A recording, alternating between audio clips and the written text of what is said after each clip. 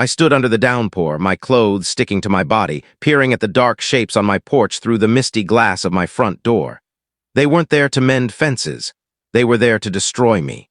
My hand brushed the icy deadbolt, and in that instant, a realization cut through me like a thunderbolt. I didn't owe them anything. Not my cash, not my allegiance, not my silence. They'd stripped me bare, hiding their greed behind warm embraces and festive cheers. But tonight, I was finished being their phantom. My name's Ethan. I'm 32, a paralegal who spent years cleaning up my family's chaos. My life was a hamster wheel of legal documents, midnight coffee runs, and juggling finances that drained me dry. I was the one who kept the lights on for my parents, Diane and Paul, who relied on me like I was their personal savior. My younger brother, Nate, saw me as an ATM. My sister, Leela, was the only one who ever seemed to notice me, but even she stayed silent, her gaze always slipping away. Every Christmas Eve, we'd squeeze into Mom's cramped apartment, the air heavy with nutmeg from her roasted turkey, the table teetering under mismatched dishes. I'd bring a pack of artisanal cider, as always, and slip $150 into Mom's jacket for the meal when no one was looking. It was my unwritten role, the provider, the one who never expected gratitude. But that night the atmosphere felt off. Nate's smirk was too sharp, like he was hiding something. Leela toyed with her necklace. Mom's laughter was fragile, like splintered ice. I tried to ignore it, popped open a cider, passed the bread, asked about everyone's week. But there was a tension in the room, a subtle hum of something concealed. I brought up the lake house I'd spent months arranging, a rental on the Washington coast, ideal for a week of campfires and crashing waves. I'd called the agency, aligned it with Nate's bar shifts, Leela's freelance jobs, Dad's bad knee. I'd sent $600 to secure it. "So," I said, forcing a grin, "we still good for the coast? Everyone set?" The room went still. Nate leaned forward, elbows on the table, his smile curling into something toxic. "You're not invited, Ethan," he said, his voice rough as sandpaper. "This is for actual family." The words hit like a punch to the gut. Laughter erupted. Mom's piercing giggle, Dad's deep chuckle, even Leela's reluctant huff. I scanned their faces, waiting for someone to say it was a prank. No one did. The air grew heavy, like I was breathing molasses. I forced a smile, my cider bottle slick in my hand. "Nice one," I said. But my eyes met Leela's and she looked away, her fingers twisting her necklace tighter. Something was wrong, something they weren't sharing. I left early, my plate barely touched, the cider bitter on my tongue. The drive home was a blur of glowing signs and wet streets. I kept hearing Nate's voice, the laughter, the way Dad's gaze avoided mine. I'd planned that trip. I'd paid for it. I'd made it work for everyone. And now I was the punchline. 3 days later, my phone pinged. An alert from the savings account I'd set up years ago for family emergencies. Mom's hospital bills, Dad's car repairs, Nate's poker debts. Paul had tried to withdraw $2,800. No call, no message, just a blatant grab for what I'd earned. I stared at the alert, my pulse pounding in my ears. Then I sent Paul a screenshot with a caption. "Access denied, must be a family-only thing." I switched off my phone and let the silence sink in.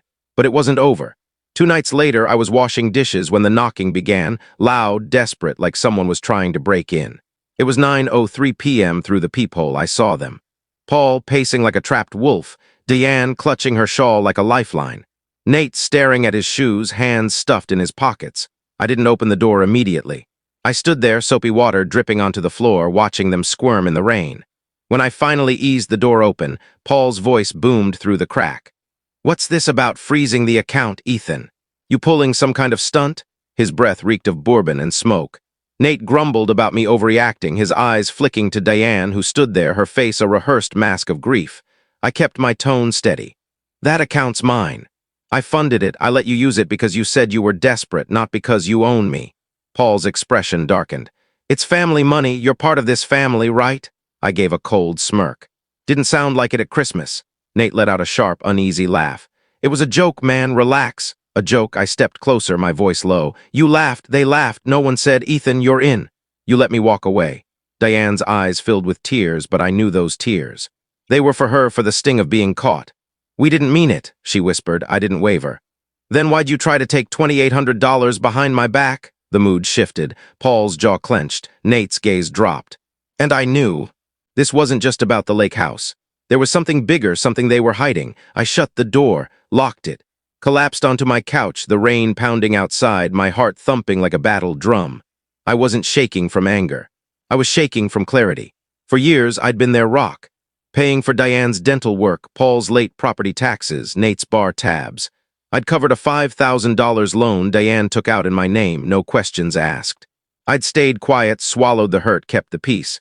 But peace was a lie. They didn't see me as family. They saw me as a resource. I pulled up the lake house rental on my phone and canceled it. The deposit was mine. The effort was mine. They didn't get to take that, too. When the refund hit my account, I felt a spark of something new, not revenge, control. Then my phone rang. It was Grandpa Joe, his voice gruff but steady like worn denim. "Ethan," I heard. "You're not wrong, I've got your back." I exhaled, the burden lifting slightly. "Thanks, Grandpa. You don't need them," he said. "You never did." A week later, Leela texted to meet at a food truck near her workshop. She sat across from me, no smile, no small talk. "They're falling apart," she said, her voice barely audible over the hiss of grilling meat. "Diane's not sleeping. Paul's telling everyone you've lost it. They say you canceled the trip to spite them." I sipped my cola unfazed. "They brought it on themselves." Leela's eyes dropped to her hands. "I didn't laugh that night, Ethan, not really. I just didn't know how to stop it." I waited. She was holding something back. "I found something," she said, her voice cracking. "In Diane's car, a bank statement in your name, $4,200 from an electronics shop, dated last week." The world tilted. I hadn't bought gadgets in years. "Show me," I said. She slid her phone across. The statement was clear, my name, my old address, a purchase for a top-tier TV. On Diane's social media, a gleaming new flat screen in their den, captioned, "Finally modernizing." They hadn't just excluded me. They hadn't just used me. They'd stolen my identity, again, after everything. After I'd paid their debts, booked their vacation, carried their weight, they'd forged my name for a TV. I didn't shout, I didn't crumble. I turned cold, sharp like a blade.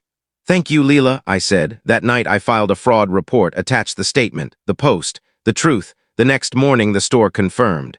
Diane had walked in, used my ID, and signed my name, grinning the whole time. I didn't press charges, not yet.